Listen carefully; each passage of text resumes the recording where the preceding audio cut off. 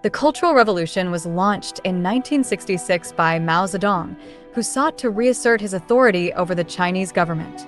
Mao called on the nation's youth to purge impure elements of Chinese society and revive the revolutionary spirit that had brought the Communist Party to power 2 decades earlier. The movement continued in several phases until Mao's death in 1976. Prelude: the failure of the Great Leap Forward. In 1958, after the first 5-year plan, Mao Zedong introduced the Great Leap Forward, aiming to transform China into a socialist utopia through collectivized agriculture and mass mobilization. Rural communes were ordered to focus on steel production, often using backyard furnaces that produced huge quantities of low-quality, useless metal. Mao boldly claimed that China's agricultural output would double, but in reality, food production fell even below the levels of the Qing and Song dynasties. Local officials, terrified of punishment, falsified statistics and concealed the truth, deepening the national crisis. A combination of bad weather, mismanagement, and continued grain exports led to one of the deadliest famines in human history. Between 20 to 30 million people died. The catastrophe destroyed Mao's prestige. In 1959, he stepped down as president of China, although he remained chairman of the Communist Party. Liu Shaoqi became the new head of state. At a 1959 Politburo meeting at Lushan, Defense Minister Peng Dehuai criticized Mao's disastrous policies. Mao responded by accusing Peng of bourgeois opportunism and removed him from power. Leadership gradually shifted toward the more pragmatic faction led by Liu Shaoqi and Deng Xiaoping, who began restoring the economy. Seeing his influence erode, Mao sought a way to regain absolute control. The launch of the Cultural Revolution. On May 16, 1966, Mao initiated the Cultural Revolution. The official rationale was to eliminate bourgeois elements and preserve communist purity, but historians agree that Mao's true purpose was political: to overthrow Liu Shaoqi's growing authority and reclaim dominance within the Communist Party. The Cultural Revolution also became a tool for Mao Zedong to eliminate political rivals and silence dissent. High-ranking leaders such as Deng Xiaoping and Peng Dehuai were among those targeted. Destroying the Four Olds. The movement began with a nationwide campaign to eradicate the Four Olds: old ideas, old culture, old customs, and old habits. This quickly escalated into the destruction of ancient artworks, temples, historical monuments, museums, and cultural relics. Entire professions were renamed with revolutionary terms, and cities became covered in portraits of Mao and red banners praising his ideology. Mao believed that religion had to be wiped out. Without spiritual beliefs, he argued, the Chinese people would become more obedient and easily molded by the party. As a result, many of China's oldest temples and sacred sites were destroyed. What tourists see today are mostly reconstructions, rebuilt long after the Cultural Revolution ended. Assault on education and intellectuals. Mao viewed the education system as another institution that needed to be reshaped. Intellectuals, teachers, scholars, writers, were labeled bourgeois, reactionary, or enemies of the revolution. They were beaten with belts, humiliated with dunce caps, paraded through the streets, tortured, imprisoned in makeshift cowsheds, or even killed. The violence was carried out by the Red Guards, Mao's youthful shock troops. Most Red Guards were middle school, high school, or university students, many barely teenagers. In numerous cases, students tortured or murdered their own teachers in the name of revolutionary purity. Mao's 9 categories of enemies.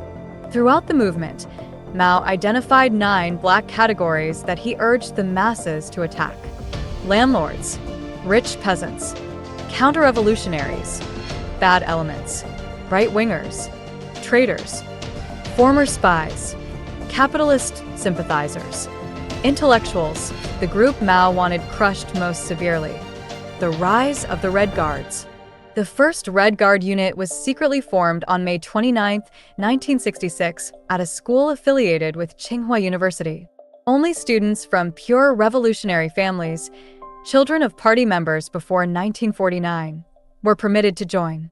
On August 18, 1966, Mao appeared on Tiananmen Square before a sea of cheering Red Guards. He personally approved their mission: destroy all remnants of old culture, old values, and old society. Beside him stood Lin Biao, who encouraged them to unleash revolutionary violence. After this rally, Red Guards gained an almost divine authority. Cars were ordered to stop and give them free rides. They beat, ransacked, and killed with impunity. Escalation, 1967 to 1968. On August 8, 1966, the Central Committee issued the famous 16-point decision, formally authorizing the Cultural Revolution. With the party's official blessing, the chaos spiraled into nationwide violence, political purges, and cultural annihilation. The 16-point decision declared that the Great Proletarian Cultural Revolution was a mass movement that would involve all citizens and usher in a new, deeper phase of China's socialist revolution.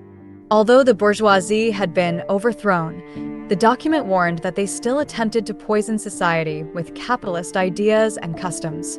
To prevent a bourgeois restoration, the working class had to fight them on the ideological front and reshape the entire spiritual and cultural landscape of China, mobilizing the masses. The 16-point decision called for transforming the student movement into a nationwide political campaign. Not only students, but also workers, peasants, soldiers, revolutionary intellectuals, and party cadres were urged to participate. The document promoted the use of big character posters, mass debates, and public criticism sessions as tools to reform the superstructure in line with Mao Zedong thought. Mao argued that China needed a cultural revolution to return to true socialism. The decision also defined 4 new great freedoms of socialist democracy: freedom of speech, freedom to write big character posters, freedom to hold great debates, freedom to organize mass criticism. These rights, however, existed only nominally. Anyone not aligned with the Communist Party's ideology was often accused of corruption, counter-revolutionary thinking, or sabotage, and subsequently imprisoned. The right to strike was also temporarily recognized. But by 1967, as turmoil grew, these freedoms were gradually restricted. After Deng Xiaoping suppressed the Democracy Wall movement in 1979, they were completely removed from China's constitution. Violence and economic breakdown. As the movement escalated, countless scholars and intellectuals were not merely criticized, they were publicly humiliated, beaten, tortured, or driven to suicide. Chaos and political terror destroyed the urban economy. Industrial output in 1968 fell 12% compared to 1966. In the early phase of Red Guard dominance, top party leaders such as Liu Shaoqi, Mao's designated successor, and Deng Xiaoping were purged from power. By January 1967, Red Guard factions began overthrowing provincial party committees, creating the first revolutionary seizure of power. Efforts were made to build new political organs to replace the old administrative structures. Early military involvement.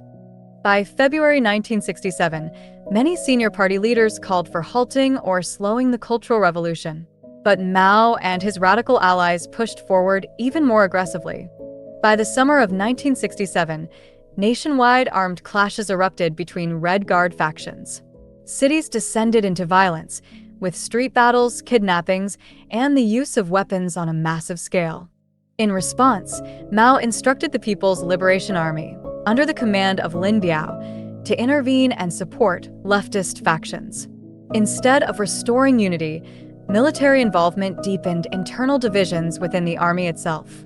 A dramatic example occurred in Wuhan, where a local military commander, Chen Zidao, arrested 2 radical cultural revolution leaders after violent factional fighting.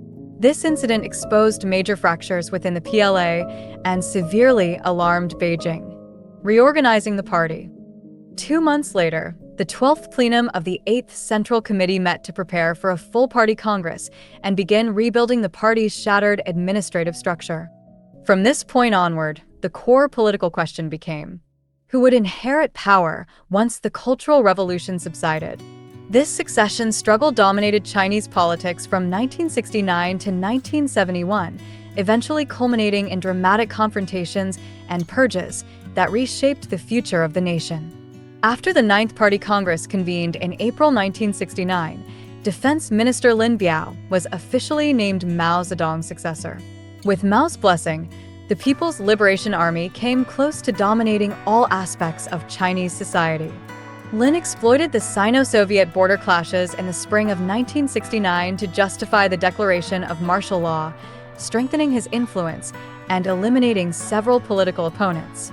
Many officials purged in 1966 died under harsh conditions, and others suffered irreversible damage. Growing tensions between Mao and Lin Biao. Lin's rapid consolidation of power soon triggered resistance. Mao, increasingly wary of Lin's ambition and boldness, began maneuvering against him.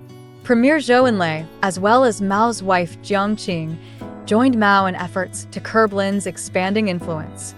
Although some measures were introduced in 1970 to 71 to restore order and stabilize society, internal divisions within the leadership deepened. Signs of factional splits emerged during a party plenum in the summer of 1970. That same year, Lin Biao vanished from public view, fueling widespread rumors. The Lin Biao Incident, 1971. In early September 1971, Lin Biao died in a mysterious plane crash in Mongolia. Many sources claim he was attempting to flee to the Soviet Union after a failed coup attempt and an alleged plot to assassinate Mao. In the weeks following Lin's death, most high-ranking military commanders associated with him were purged. Public faith in the Cultural Revolution collapsed. Millions of Chinese realized they had been manipulated by personal political struggles at the top. The movement many had supported for years was exposed as a brutal internal power struggle. The final stage, 1972 to 1976.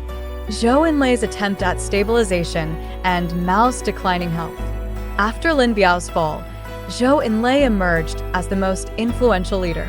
From late 1971 to mid-1973, he attempted to restore national stability, reviving the education system, rehabilitating intellectuals and veteran cadres, reopening China's trade and diplomatic relations, strengthening the economy. China began to recover, and economic growth resumed. Mao reluctantly approved these reforms, though he feared they would expose the failures of the Cultural Revolution. In 1972, Mao suffered a severe stroke, while Zhou Enlai was diagnosed with terminal cancer. By 1973, recognizing the need for strong leadership, Mao allowed Deng Xiaoping to return to power, seeing him as a capable successor. Deng Xiaoping's rise and fall. By mid-1974, economic decline and rising chaos forced Mao to fully back the Zhou-Deng partnership. Deng's influence rapidly increased, but contradictions remained unresolved. Many old supporters of Mao began siding with Deng and criticizing the errors of the Cultural Revolution. This angered Mao. He began punishing Deng's allies and restricting Deng's authority. Zhou Enlai died in January 1976, and Deng Xiaoping was formally purged again, with Mao's approval, under pressure from the radical leadership group now known as the Gang of Four. The death of Mao and the fall of the Gang of Four, 1976. Mao Zedong died in September 1976. 1 month later, a coalition of party leaders, security officials, and military commanders launched a swift operation to arrest the Gang of Four, including Jiang Qing. Their removal ended the Cultural Revolution. Deng Xiaoping later returned to power in 1977. Reflecting on the turmoil, he stated, "The Cultural Revolution was a mistake. We must be brave enough to correct Chairman Mao's errors in his final years. But not all mistakes were Mao's alone. Human cost and regional impact. Scholars estimate that 500,000 to 2 million people died during the Cultural Revolution. Some regions suffered particularly catastrophic violence, Guangxi being one of the worst, where mass killings occurred under the label of eliminating class enemies. Even foreign diplomats were not spared. In 1967, Red Guards surrounded the embassies of the USSR, France, and Indonesia, assaulted the Mongolian ambassador's car, and placed a sign outside the British embassy reading, "Smash British imperialism." On one August night, diplomats from the British Embassy had to flee for their lives. Journalist Anthony Gray of Reuters was imprisoned for over 2 years by the PRC. The Little Red Book, symbol of an era. The Cultural Revolution's most iconic artifact was the Little Red Book, a pocket-sized collection of Mao's quotations. It served as the ideological guidebook for Red Guards, and reading sessions were held on buses, in factories, and even on airplanes. At its peak in the 1960s, the Little Red Book was reportedly the most printed book on Earth, after the Bible. What you've just heard is only a glimpse into the turmoil that swept across China during the Cultural Revolution, one of the darkest and most chaotic chapters in the nation's modern history. Launched by Mao Zedong, the movement uprooted tens of millions of lives, destroyed countless cultural and historical relics, and dragged an entire generation of young people into a spiral of ideological extremism. Even today, its lessons remain painfully relevant. The dangers of unchecked political power, the devastating force of extremism, and the consequences of a society stripped of freedom of thought. Thank you for watching until the end. See you in the next video.